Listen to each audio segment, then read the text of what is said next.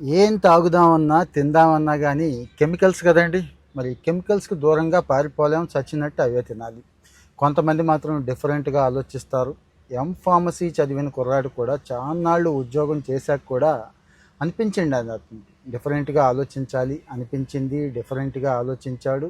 ఆ డిఫరెంట్‌గా ఆలోచించడమే ఈరోజు అతన్ని నిలబెట్టేసింది. కొర్రలతో జనరల్‌గా పాయసం చేస్తాం, సేమియా చేస్తాం, ఉప్మా చేస్తాం, ఇక చాలా చేస్తారు కదా, బిర్యానీ కూడా చేస్తున్నారు. కానీ డ్రింక్ చేయాలని అనిపించిందా ఎప్పుడైనా? లేదు కదా. ఇతనికి అనిపించిందండి. కొర్రలతో ఒక సహజ సిద్ధమైన మంచి డ్రింక్ని, అది కూడా పోషకాలతో, రిచ్ న్యూట్రియంట్స్ కదండి. B1 B2 దగ్గర నుంచి చాలా విటమిన్స్ ఉంటాయి. మంచి రిచ్ ఫైబర్ ఉంటుంది కదా.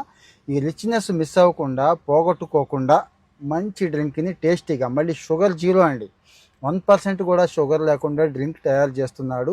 ఫామ్ న్యూట్రా అని చెప్పి ఐడిఏ బొల్లారంలో ప్లాంట్ కూడా పెట్టేశాడు. శైలేష్ అండి కొత్తగా ఆలోచించాడు. అలాగని అంతా సక్సెస్ అంటే చాలా ఫెయిల్యూర్స్ ఉన్నాయి, చాలా ఇబ్బందులు ఉన్నాయండి. చాన్నాళ్ళు రీసెర్చ్ చేసి చేసి చేసి కొర్రల్ని బాగా పులియబెట్టి, పులుస్తుంది కదండి, దాని నుంచి తీసి దాంతో రసం తయారు చేసి దానికి మిల్లెట్స్ అవన్నీ దానికి డ్రై ఫ్రూట్స్ అవి యాడ్ చేసి మంచి ఎసెన్స్ ఇచ్చి ఈరోజు అమ్ముతున్నాడు. మామూలు రేటుకి అమ్ముతున్నాడు. రోజుకి 1000 లీటర్లు అంటే 1000 బాటిల్స్, సాచెట్స్ గట్టిగా అమ్ముతున్నాడు అండి. చాలామందికి ఉపాధి కూడా కల్పించాడు ఇతను. ఇప్పుడు హైదరాబాద్లో సక్సెస్ఫుల్గా నడుస్తోంది.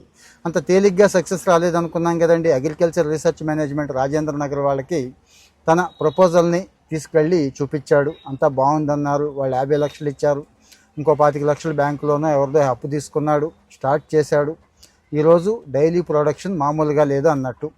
ఆల్మోస్ట్ సంవత్సరం టర్న్ ఓవర్ ప్రస్తుతానికి 36 లక్షలు ఉందండి. ఫ్రాంచైజీలు కూడా ఇస్తున్నాడండి. అంటే చాలా ఇంట్రెస్ట్ ఉంది, చాలామంది తాగుతున్నారు, బాగా డిమాండ్ ఉంది కదా. ఈ మధ్య ఫ్రాంచైజీలు కూడా ఇస్తున్నారు. ఎవరికైనా కావాలంటే చెప్పండి అని కూడా అంటున్నాడండి. సో ఇలాంటి వాళ్ళని మనం ఆన్లైన్లోకి తీసుకుంటామండి, లైవ్లోకి తీసుకుందాం, వాళ్ళ ఒపీనియన్ తీసుకుందాం. ఈ ఫ్రాంచైజీ గొడవ ఏంటి, ఎలా స్టార్ట్ చేశాడు, ఏం ఒడిదుడుకులు వచ్చినాయి, ఇవన్నీ కూడా తెలుసుకుందామండి త్వరలోనే.